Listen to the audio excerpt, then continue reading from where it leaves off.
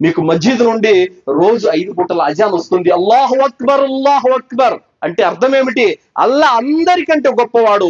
సూర్యుడి కంటే, చంద్రుడి కంటే, ఆకాశాల కంటే, ఈ విశ్వం కంటే కూడా ఎంతో గొప్పవాడు ఆయన. ఒకవేళ ఆయన గనక ఈ భూమండలంలోకి రాదలుచుకుంటే ఆయన పాదము కూడా పట్టదు. అంతటి ఘనాగనుడు, ఔన్నత్యం కలిగినటువంటి వాడు దేవుడు. అంతటి దేవుణ్ణి మా ఊర్లో చెట్లో ఉన్నాడు, మా ఊర్లో దర్గాలో ఉన్నాడు, సమాధిలో ఉన్నాడు అని అంటే ఎంత హాస్యాస్పదం.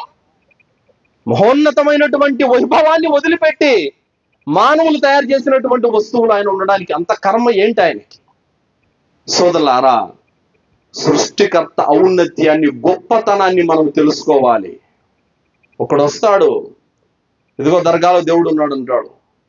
ఆలోచించాలి, ఇక్కడ దేవుడు ఎందుకు ఉంటాడు? ఇలా దేవుడు ఉన్నాడని ఎక్కడైనా ఆధారం ఉంది? ఏ గ్రంథాల్లో ఉంది? ఎక్కడ ఉంది? రుజువులు కావాలి. గుడ్డిగా నలుగురితో నారాయణ గుంపులో గోయిందని చెప్పేసి వెళ్ళిపోతే లాభం ఏముంది? ఆధారం, ప్రూఫ్స్ ఏంటి? దేవుడు అక్కడ ఉన్నాడని, ఆ సమాధిలో ఉన్నాడని ఆధారం ఏంటి? ఏ గ్రంథాలలో కూడా ఆధారాలు లేవు. మనుషులు నమ్మకంతో, మూఢనమ్మకాలతో పోతా ఉన్నారే తప్ప వాస్తవాన్ని గ్రహించడం లేదు.